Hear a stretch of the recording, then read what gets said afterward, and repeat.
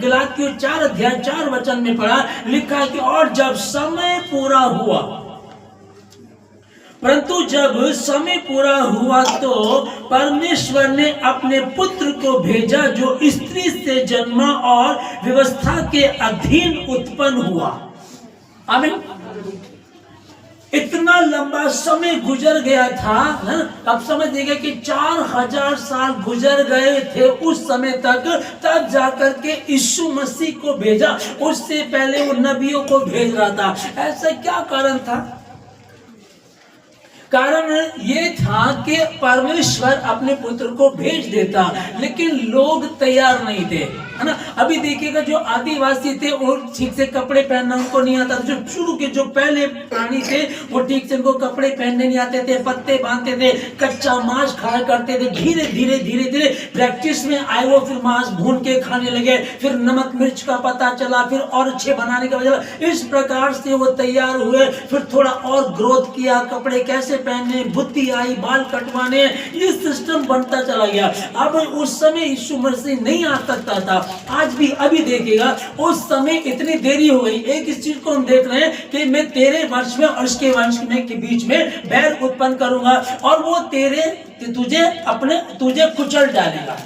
ठीक है ना। जो उद्धार करता यीशु मसीह आएगा तुझे कुचल डालेगा, तो उसके पैरों को डसेगा। आमीन। ये वचन बोला गया लेकिन पूरा नहीं हुआ। उस समय पूरा नहीं, पर बाद में आकर के पूरा हुआ। और जब पूरा हुआ, अब समझ लेगा आज के दौर में जहां 2025 साल पहले यीशु मसीह आ गया था, यीशु मसीह ने बड़े बड़े उस समय काम दिखाए, उसने बड़े बड़े चमत्कार दिखाए। अंधों को आंखें दी, लंगड़ों को पांव दिए, जो लूले थे उनको हाथ दिए, जो मर गए थे 4 दिन के मृतक लाजर को भी जिंदा कर दिया। इतने बड़े बड़े काम दिखाने के बाद भी यहूदी लोग उस पर विश्वास नहीं करते थे।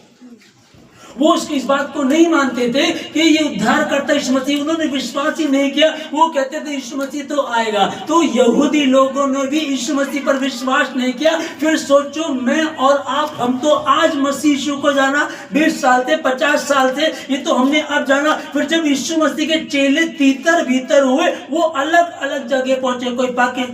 कोई कहीं चला गया, कोई कहीं चला गया। जैसे भारत देश में थोमा आया, उसने सुसमाचार प्रचार किया। आज देखिएगा उन्होंने सुसमाचार प्रचार किया। 2025 साल हो गए आज भी क्या लोगों की तैयारी है? क्या चलो दूसरों को अन्य जाति को, अब कोई कहे आरएसएस वाले हैं, उससे क्या मतलब है? कोई कहे शिवसेना वाले, कोई कहे कि जो मसीह के विरोधी उनको छोड़ देते, जो मसीह के मानने वाले उनकी बात कीजिएगा। क्या वो तैयार है? क्या वो गलत काम नहीं कर रहे आज भी? क्या वो झूठ नहीं बोल रहे? क्या आज भी वो परमेश्वर के मंदिर में मौजूद है? क्या आज भी वो रिसाई में नहीं है? क्या आज भी वो घूम नहीं रहे? क्या आज भी वो अपनी टेंशन में लगे हुए? जब समय पूरा हुआ तो परमेश्वर ने अपने पुत्र को जगत में भेजा। भविष्यवाणी तो 4000 साल पहले कर दी थी और भेजा गया 4000 साल बाद। वो ऐसा क्यों? कारण यही था क्योंकि तैयारी नहीं थी। और आज भी कितने लोगों की तैयारी नहीं है। आज भी कितने लोग उलझे हुए, जबकि हम लोग जानते हैं मसीह को मानने वाला ये तो जानता है कि उद्धार करता तो यीशु मसीह ही है, सच्चा तो यही है, जिंदा तो यही है, यही बड़े बड़े काम करता है, यही हमको बचा सकता है मौत से, बीमारी से, श्रापों से, यही छुटकारा दिला सकता है, यही उद्धार करता है यीशु मसीह। उसके बाद भी उलझे हुए हैं, उसके बाद भी तैयारी नहीं है। और अगर तैयारी नहीं है तो सोचो क्या होगा। अगर वो तब आजा था तो लोगों को तो पता ही नहीं था। है? अब ये सुसमाचार भेजा किसके पास गया था? यहूदियों के पास। ठीक है ना। सबसे पहले किसके पास आया? 10 आज्ञाएं किसके पास आई थी? यहूदियों के पास। पहली 5 पुस्तकें किनके पास आई थी? यहूदियों के पास। यशायाह नबी भविष्यद्वक्ता कहाँ था? भारत में, पाकिस्तान में, ये कहाँ था? वो इजराइलियों में वही था ना। यहूदी में वो भी। यिर्मयाह किन के लिए रो रहा? उन्हीं के लिए। यही यीशु मसीह उन्हीं के विषय में कह रहा कि बैल तो अपने मालिक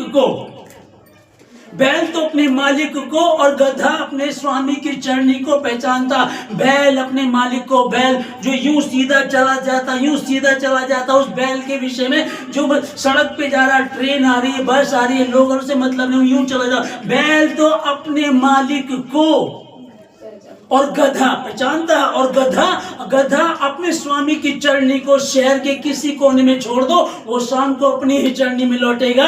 परंतु इज़राइल मेरी प्रजा मुझे नहीं पहचानती। समय पूरा हुआ तब परमेश्वर ने उसको भेजा, मान जाओ वक्त है, मान जाओ। यशायाह नबी को भेजा, यिर्मयाह को, मीका को, मिकाएल को, कितने प्रभु ने अपने दासों को भेजा। अभी भी वक्त है, अभी भी वक्त है, नहीं हुआ। यीशु मसीह आया, आ गया, ओके, वो आ गया। उसके बाद हम जो अब तैयारी करें, अब 2025 में, आज हम 14 तारीख में हैं, 2025 के दूसरे संडे 14 तारीख में है, और अगला आएगा कौन सा, 25 तारीख।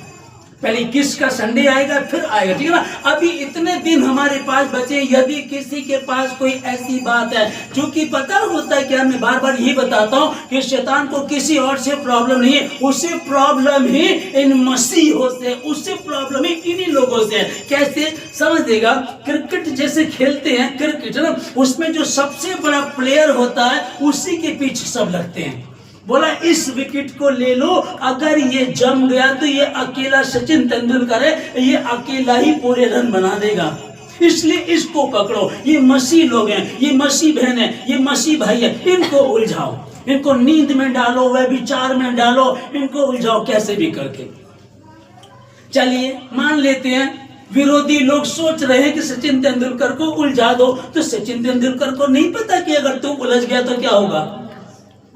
हे मसीह हो, तुम्हें तो पता है कि शैतान तो इसी ताक में रहता है, और पर जब पता इसी ताक में रहता तो तुमको तो चौकन्ना रहना चाहिए। ये एक तरफा बात तो नहीं है। उधर सचिन तेंदुलकर को पता कि अगर मैं आउट हो गया तो दुनिया का महान नायक जो है, क्रिकेट का भगवान जिसको कहा जाता है, वो कब हुआ, वो कब ऐसा माना गया। उसका कारण क्या है, वो रजाई में नहीं रहता ज्यादा, वो ज्यादा फिल्में नहीं देखता होगा, वो ज्यादा पिकनिक नहीं मनाता होगा, वो तो क्रिकेट के मैदान में प्रैक्टिस कर रहा होता था, इसीलिए आज उसको इतना ऊंचा नाम दिया गया। और मसीह लोग भी अगर वो रजाई में है तो ऐसा नहीं होगा, अगर वो टेलीविजन देख रहे हैं, अगर घूम रहे हैं, मस्ती कर रहे हैं, तो वो ठीक है, कर उसको जी लो। अगर आप चाहते हो कुछ डिफरेंट करना, हटकर करना, तो आपको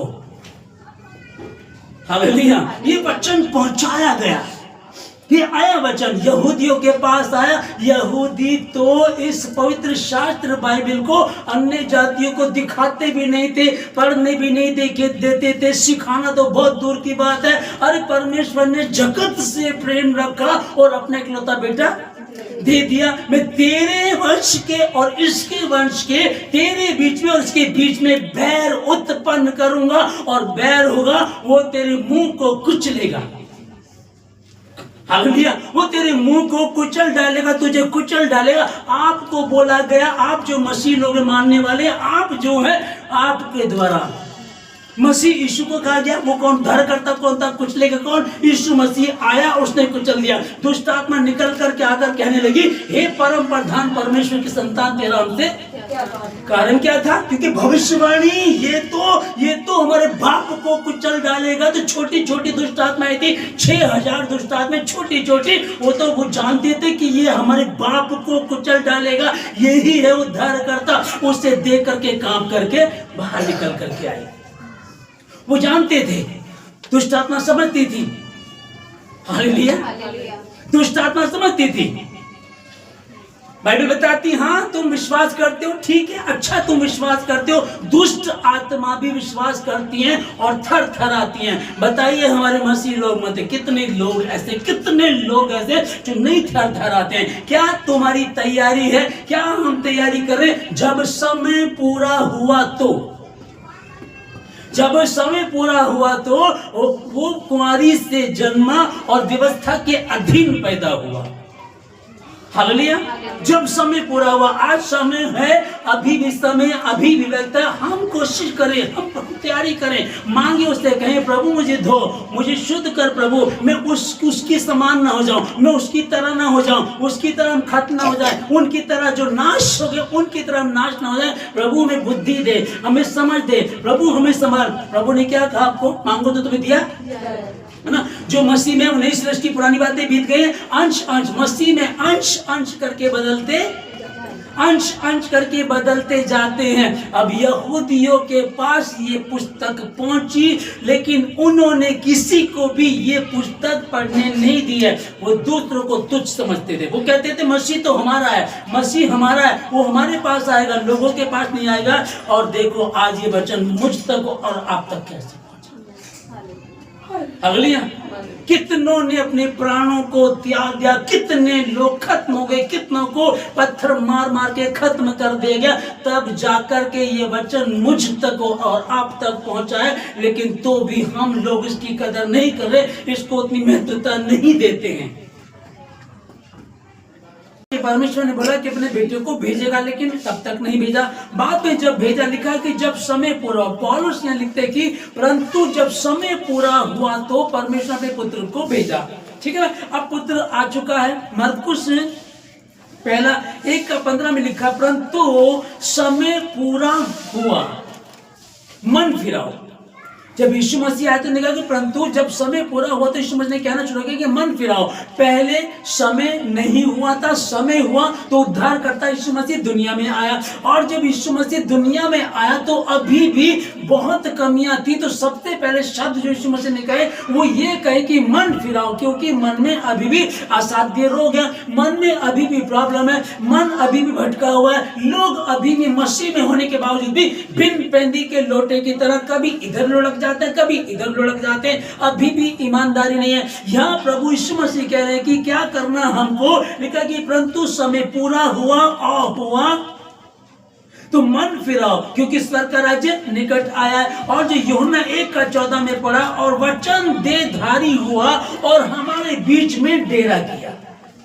आमीन, हमारे बीच में डेरा किया। तो जब यीशु मसीह आ गया तो हमारे बीच में डेरा किया और हमारे बीच में रहा, और हमने उसकी ऐसी महिमा देखी जैसे इकलौते की। जब उद्धार करता यीशु मसीह आ गया, हम उससे मिल गए, सत्य को जाना, स्वतंत्र हो गए, उस सामर्थ्य को हमने देख लिया। हमारी समझ जो धरती की थी वो तो समझ में नहीं आ रहा था, पर जब हम प्रार्थना में बैठे, आत्मा ने आत्मा से बातें की, हमने उन बातों को समझा और उनको समझ करके जान लिया, यही उद्धार करता यीशु नासरी है। आमीन। कितने लोग आज भी वो क्या तैयार हो चुके हैं?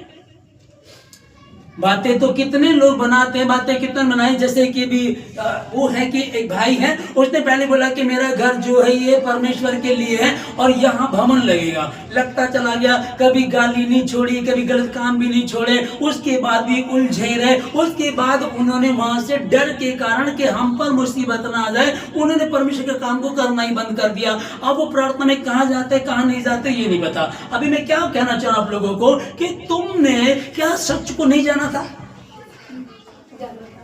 पास्टर कामरान माइकल, पाकिस्तान के पास्टर, उनको एक बार गोली मारी पैर में, उसके बाद ठीक हो गए। उस जगह को छोड़ करके वो दूसरी जगह चले गए। वहां उन पर उनके परिवार के सामने गोलियों से इतनी गोलियां मारी कि उनको चेक कर दे मरा है कि नहीं मरा। तो मसीहत खत्म हो गई। क्या आज लोग तैयार नहीं कर रहे हैं अपने आप को?